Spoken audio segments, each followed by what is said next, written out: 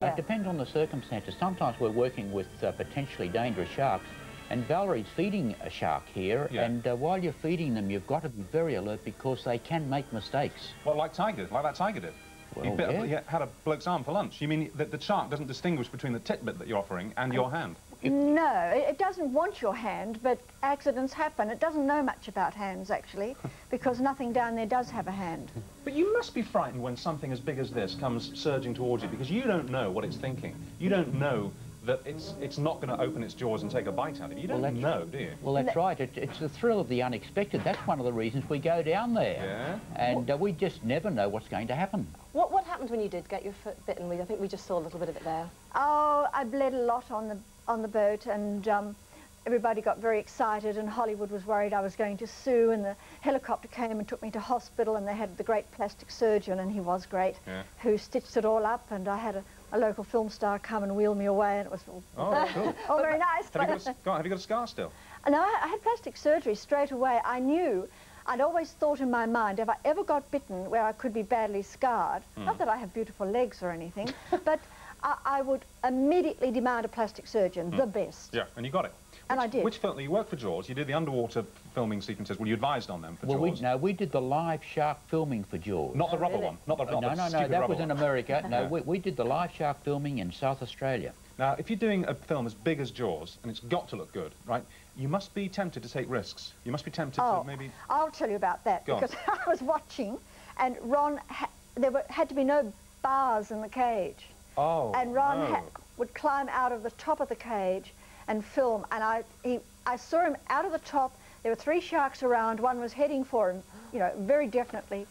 And I'm screaming, you can't hear me, get back in the cage. And I thought, what's wrong with him? He's not getting back in the cage. What are you doing? I could see it coming, but I've got a giant 35mm movie camera, and I figured now I've got to get back in the cage, but my scuba tank was on the outside, so I couldn't get down. So I just pushed my big camera against this great shark, and the shark pushed me and the cage to one side. And? Yeah, and I survived. Here I am. Yeah. And they got a great piece of footage. Do you have people down there with you, kind of, you know, obviously out of vision when you're filming, but are they there with something that they can... Not in that situation. Get the sharks away? We only use a cage with great white sharks, but when we have all other species, blue sharks, tiger sharks, bull sharks, we don't use cages. All right. And sometimes we have standby divers looking after us. Just to come and chase them off if they're getting a bit too fresh. Well, sort of, yeah. See, we can't, when we're at a face mask, we can only got a narrow vision. We don't know what's happening around us. Absolutely. How would you, all right,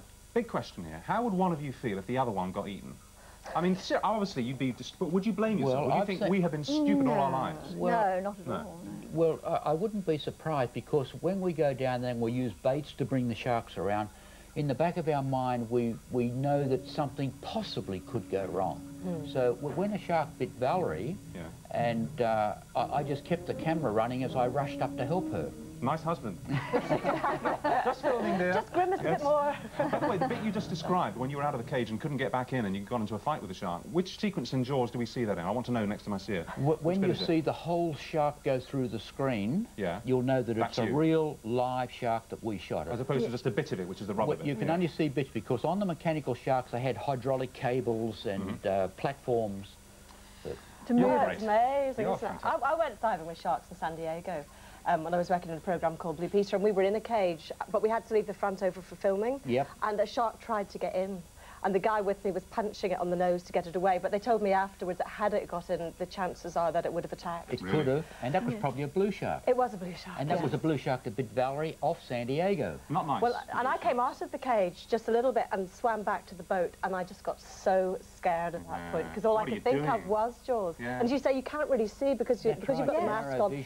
Everywhere you look, they're like sharks gliding by. Yeah, oh, it's very exciting. Very exciting. Well, you must have such a lot of adrenaline in your bloodstream. Look, let's look at some pretty pictures, because you do pretties as well. Thank you. Yes, we do. Let's do this. Where are we here? Australian sea lions and schools of barracuda.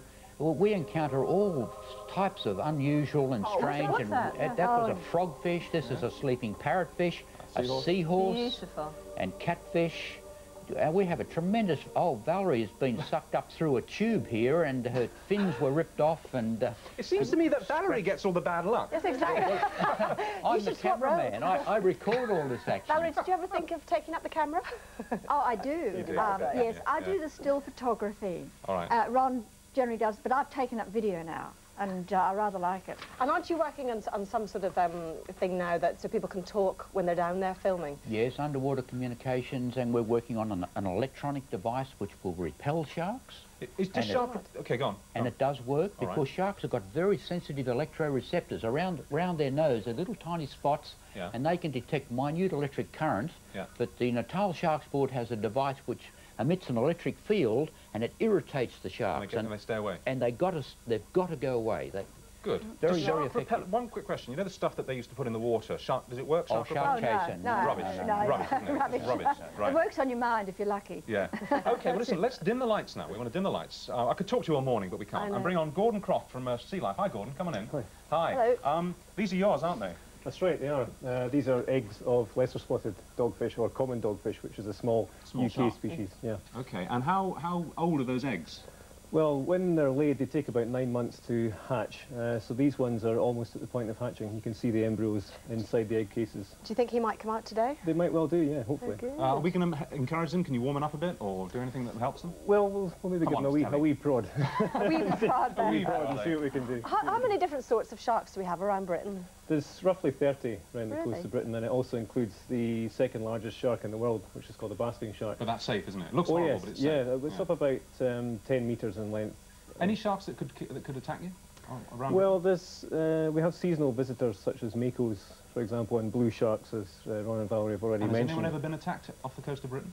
Well, there is a recorded case up in Wick, in fact, of a fisherman bitten by a dogfish. That's apparently in the official shark attack file, but I mean, an adult dogfish that would develop from one of these eggs is about 75 centimetres long. So this is weenie, isn't it? Yeah, it's just a pinch. But with global warming, these seasonal visitors are going to come more often and more closer, aren't they? Yeah, there is. There was an article in the paper a few weeks ago about theoretically a white shark spotted off the Shetland Islands, and I managed to speak to some of the people involved in that. Was it? Do you think?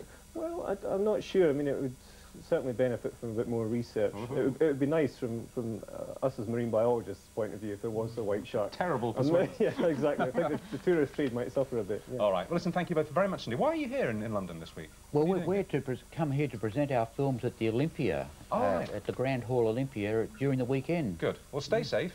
Thanks. Are you going to keep doing it? Of course. No plans to jack it in at all? Have I give up a wonderful, exciting, interesting life? That's good for you. Well, you both look good on it. Yeah, thank you very much indeed. Thank you. We'll keep an eye on these eggs all morning. If they hatch, we'll be straight over here with the camera. Out you come. Yes, come on. You like it out here. Same animals. Now, throughout the week, we've been visiting the Ideal Home Exhibition. What you didn't know was that Karen and I were having an agonising debate behind the cameras as to whether we should rush in during the instrumental break to give him something very special that we'd forgotten about during the interview. Well, we didn't want to put him off, so we did it the minute we went off air, and this is what it was. And this is what we didn't have time to do today, although it's now tomorrow as you're seeing this. Anyway, what is it, Karen? It's for you for being in the business for 25 years. Celebrate 25 years. It's a gold disc from EMI. That's very kind. Congratulations. Thank you very much. And thank you for what you played for us 1 minute ago, but actually went out 24 hours ago. All right? It was a big pleasure. Will you hang it in your loo? Oh, it'll be hung somewhere, no doubt, yeah. OK, and now back to Karen tomorrow. And here we are, back in today. Confused, yes. Now, early in the show, we set Dilly and Nikki the challenge of transforming our chef's dreary prep